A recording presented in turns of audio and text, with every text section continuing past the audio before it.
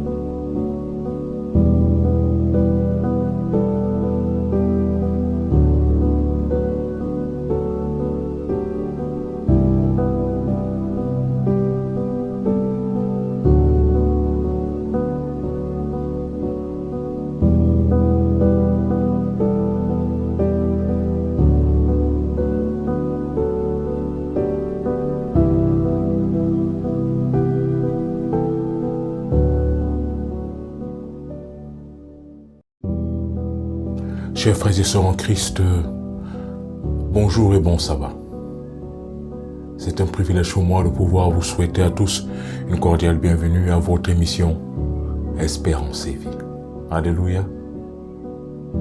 Nous avons passé une semaine tourmentée, tentée, une semaine en difficulté et même pour certains d'autres une semaine de joie et de succès et de bonheur.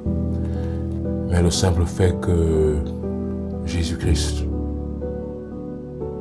nous a donné le privilège d'être en vie, le simple fait que le Saint-Esprit nous a conduits jusqu'à ce jour, étant vivants, le simple fait que notre Père qui est dans les cieux a prouvé que nous soyons toujours en vie est une grâce infinie.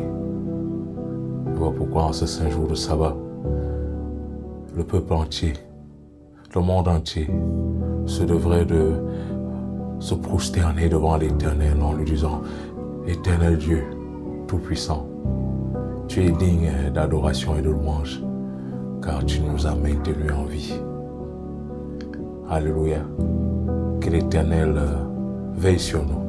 Alors que nous allons méditer sa parole, que l'Éternel puisse ouvrir nos cœurs, nos esprits, afin que nous puissions recevoir sa parole et que cette parole vivante puisse nous transformer pour sa gloire. Alléluia. Au nom de Jésus-Christ. Amen. Prions le Seigneur. Saint-Esprit, nous voici en ta présence. Nous te disons, pardonne-nous, Seigneur. Pardonne-nous, Seigneur. Pardonne-nous, Seigneur. Efface nos iniquités. Délivre-nous des puissances des ténèbres. Délivre-nous des puissances démoniaques. Délivre-nous des puissances sataniques, Seigneur. Relève-nous. Guéris-nous. Restaure-nous, Seigneur. Élève-toi dans nos vies afin que nous puissions être élevés en toi, avec toi, en dignité, ô ta seule gloire. Parce que nous avons prié et demandé toutes ces grâces. En ton précieux nom Jésus-Christ. Amen.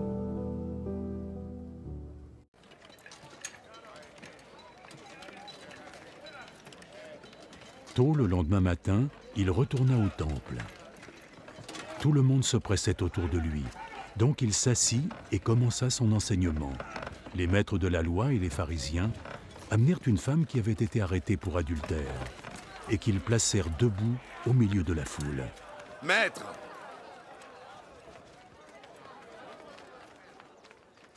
Cette femme a été prise en flagrant délit d'adultère. Selon notre loi, Moïse a ordonné que ce genre de femme puisse être lapidée à mort.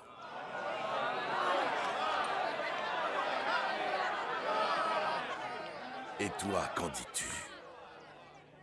C'était un piège qu'il tendait à Jésus afin de pouvoir l'accuser. Mais Jésus se pencha et se mit à écrire sur le sol avec son doigt.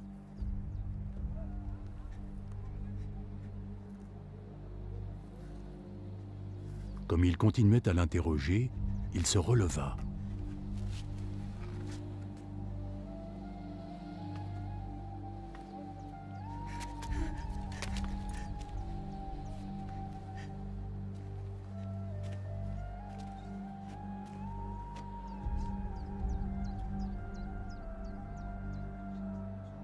Que celui d'entre vous qui n'a jamais péché lui jette la première pierre.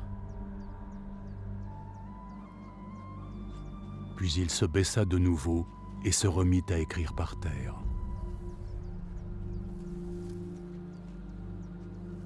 Quand ils entendirent cela, ils se retirèrent, un à un, les plus âgés en premier.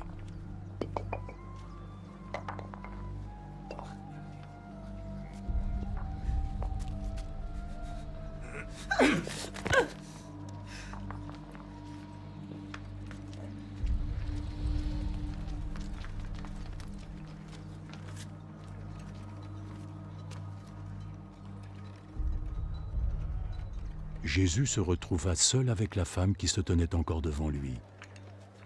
Il se releva. Où sont-ils passés?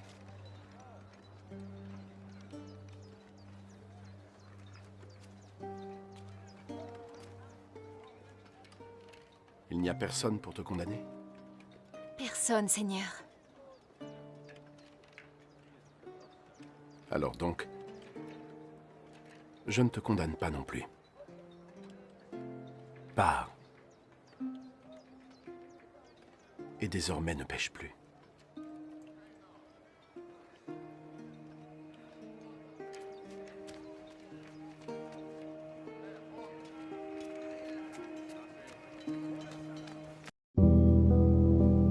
Le titre du sermon de ce sabbat est « Va et ne pêche plus ». Va et ne pêche plus.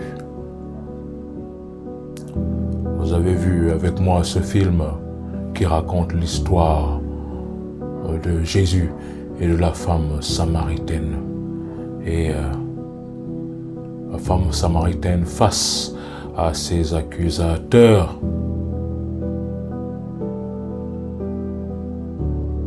sachant qu'elle allait mourir,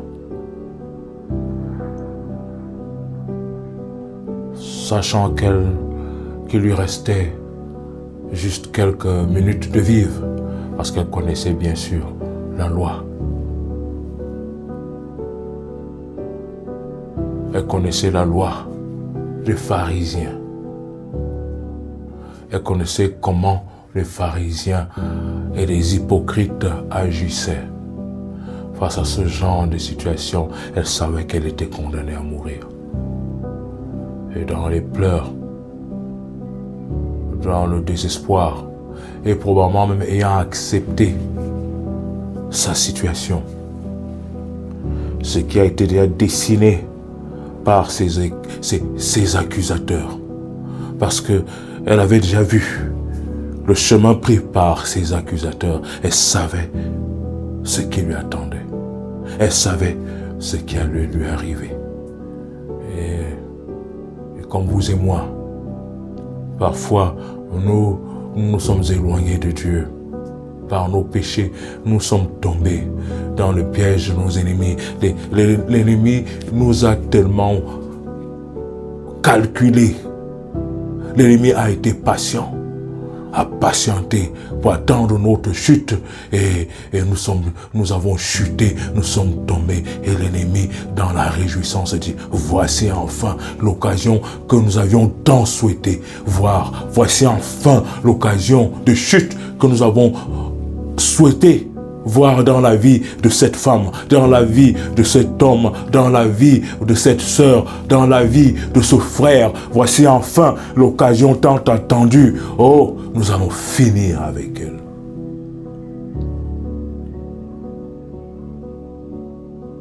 Nous allons finir avec lui.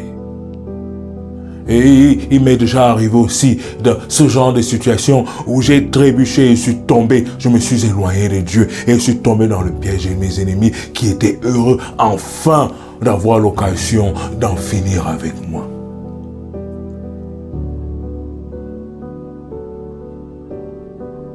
Je suis sûr que ma sœur était déjà arrivée à cette situation, ou alors tu es même dans cette situation où enfin tu es tombé dans le piège de tes ennemis.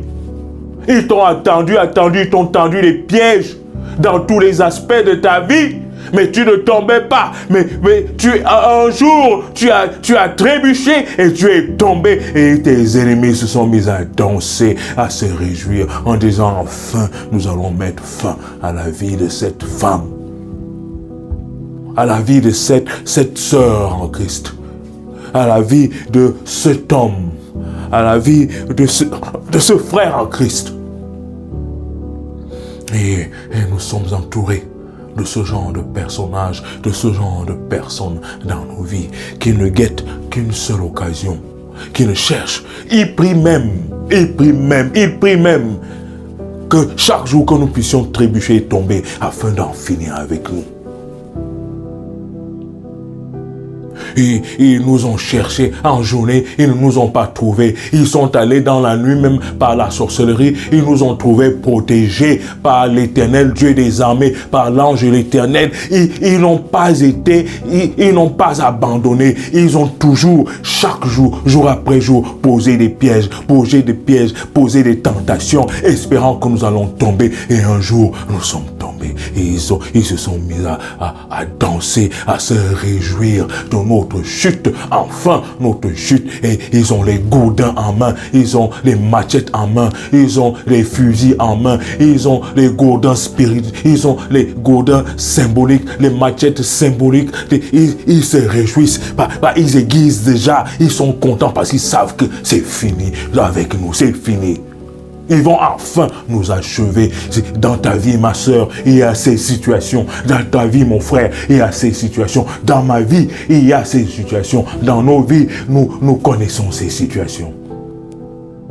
Où nous avions été inattentifs, nous nous sommes éloignés de Dieu et nous avons commencé à pécher, à vivre dans le péché, à nous plaire dans le péché. Et l'ange de l'Éternel,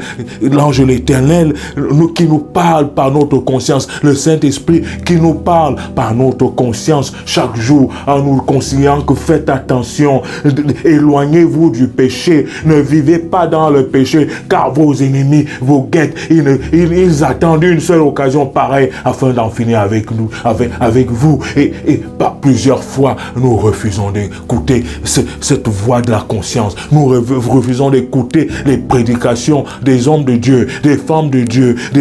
Même Dieu utilise même parfois même les étrangers, les inconnus, même des gens, les enfants peuvent même nous parler à travers Dieu peut inspirer même les enfants pour nous dire faites attention. Dieu a même inspiré plusieurs personnes, ma soeur, pour te dire, fais attention sur le chemin de la mort que tu es en train de prendre, car l'ennemi te guette, l'ennemi attend avec des gourdins, des machettes pour finir avec toi.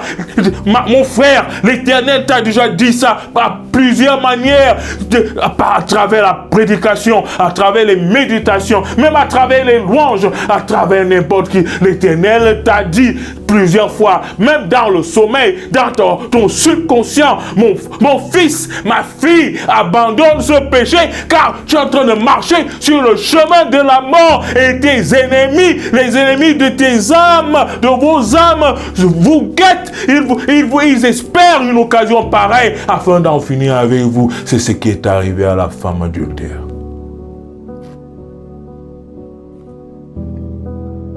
Elle avait plusieurs fois fait ce genre de choses, mais n'avait jamais été attrapée. Et probablement, elle avait pris assurance qu'on ne l'attraperait jamais dans le péché. Mais ce jour-là est le jour où elle a été attrapée. Elle savait quelle serait sa fin. Donc, quand on la poussait à terre, les gens commençaient à prendre des cailloux, des pierres. Elle savait quelle serait sa fin. Quelle serait sa fin. Elle connaissait le chemin, le résultat du péché. Le résultat de son péché. Elle connaissait la loi. Elle savait déjà qu'elle allait être lapidée et qu'elle allait mourir. Lorsque nous ouvrons nos Bibles dans Jean chapitre 8, nous voyons cette histoire. Jésus se rendit à la montagne des Oliviers, mais dès le matin, il alla de nouveau dans le temple, et tout le peuple vint à lui. S'étant assis, il les enseignait. Alors les scribes et les pharisiens amenèrent une femme surprise en adultère, et la plaçant au milieu du peuple, ils dirent à Jésus, « Maître, cette femme a été surprise en flagrant délit d'adultère. Moïse, dans la loi, nous a ordonné de lapider de telles femmes. Toi donc, que dis-tu » Il disait cela pour l'éprouver, afin de pouvoir l'accuser. Mais Jésus s'étant baissé, écrivait avec le doigt sur la terre. Comme il continuait à l'interroger, il se releva et leur dit que celui de vous qui est sans péché jette le premier la pierre contre elle. Et s'étant de nouveau baissé, il écriva sur la terre. Quand ils entendirent cela, accusés par leur conscience, ils se retirèrent un à un, depuis les plus âgés jusqu'au dernier. Et Jésus resta seul avec la femme qui était là au milieu. Alors, s'étant relevé, et ne voyant plus que la femme, Jésus lui dit, « Femme, où sont ceux qui t'accusaient? Personne t'a-t-il à condamner ?» Elle répondit, « Non, Seigneur. » Et Jésus lui dit, « Je ne te condamne pas non plus. Va et ne pêche plus. » Va et ne pêche plus.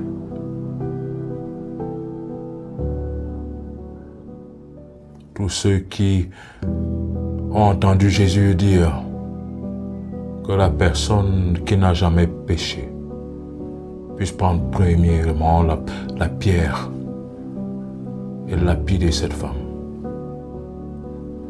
Jésus a parlé à toute cette foule et chacun connaissait ses péchés, ses manquements, ses fautes. Accablé par cette conscience, personne n'a osé lever la main, prendre une pierre et lapider cette femme. Va et ne pêche plus, te dit Jésus. Es-tu tombé dans le piège de tes ennemis et que tu es accablé par des accusations qui sont vraies? Ne sont pas des fausses accusations, parce que par tes propres péchés. Parce que parfois nous disons, oh, nous ne savons pas ce que nous avions fait du mal aux gens. Nous, chacun connaît dans sa conscience son péché, ses erreurs, ses fautes. Je ne parle pas des fausses accusations que nous avions rien fait, mais on nous accuse faussement. Je parle des situations où effectivement nous avions péché, nous sommes tombés. Ces occasions, ces péchés que tu as commis, ces péchés que nous avions volontairement commis, et nous sommes tombés dans le piège, et nous sommes face à la mort, face à l'échec, face à la condamnation, face aux malédictions, face à la maladie, face à toutes les situations de malheur que l'ennemi a tant préparées pour toi, ma soeur, pour toi, mon frère, pour nous, en espérant le jour que nous tomberions. Et nous sommes tombés et l'ennemi danse. Et il vient pour te lapider, ma soeur, pour te lapider, mon frère, pour nous lapider. Et le chemin tracé par nos ennemis est clair et nous avançons parce que nous sommes déjà captifs du péché. Le péché nous pousse maintenant vers la mort et les hommes et les femmes du péché sont dans les réjouissances parce qu'ils nous ont enfin eus. Mais grâce soit rendue à Jésus-Christ parce qu'il te dit aujourd'hui, je suis là, je suis le chemin, la vérité et la vie. Si Jésus-Christ te tend sa main et te dit, ma fille ne pêche plus, mon fils abandonne le péché, quitte de ce chemin et de la mort que tu es en train de suivre, car tes ennemis t'attendent. Et ils n'auront pas pitié de toi. Mais Jésus-Christ, en mourant sur la croix et en ressuscitant le premier jour de la semaine, nous a donné le privilège de sortir de ce genre de situation. Jésus-Christ est notre avocat divin. Il est ton avocat, il est mon avocat. Jésus-Christ est notre Dieu. Il nous a sauvés en mourant sur la croix, en ressuscitant un dimanche matin. Il nous a donné le privilège d'être sauvés, sauvés du danger. Et il nous dit, va et ne pêche plus. Il est encore temps pour toi, ma sœur, de revenir en arrière et de dire, hey Seigneur, je me suis égaré, aie pitié de moi. J'ai été condamné par mes péchés et mes ennemis se réjouissent de ma douleur, de mes pleurs, de ma situation. Je reconnais mes erreurs, je reconnais mes péchés. Seigneur Jésus-Christ, sauve-moi s'il te plaît. Jésus-Christ se positionnera entre toi et tes ennemis. Et chacun prendra le chemin du retour.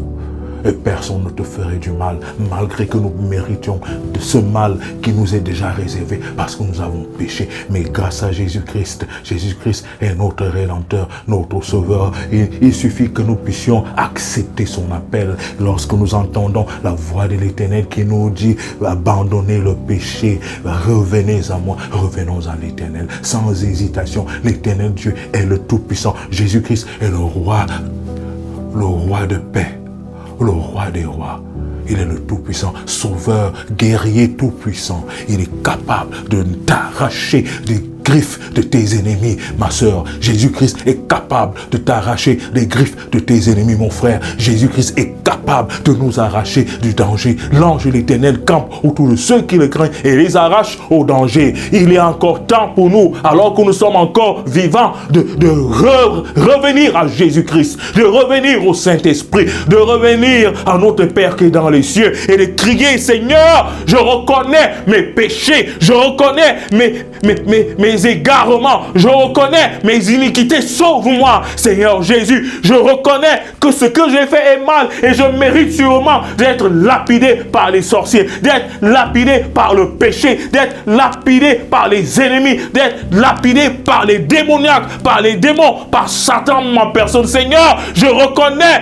S'il te plaît, sauve-moi, sauve-moi Seigneur. L'Éternel Dieu est tout puissant.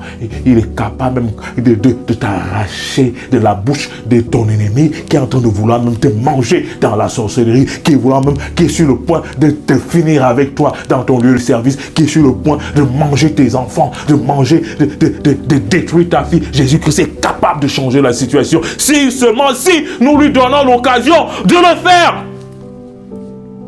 Et Jésus-Christ dit à la femme, va, moi non plus je ne te condamne. Je ne te condamne pas, va et ne pêche plus.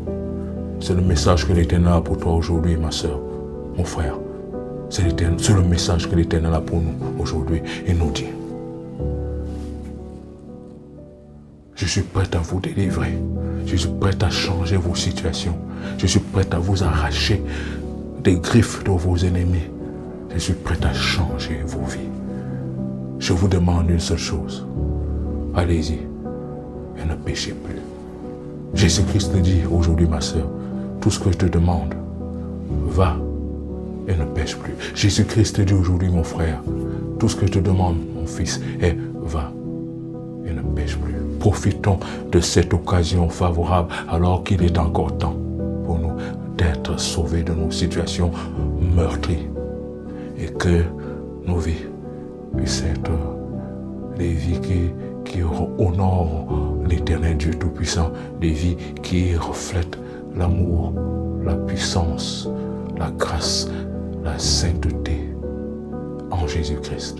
Notre bien-aimé Sauveur, va et ne pêche plus. Amen.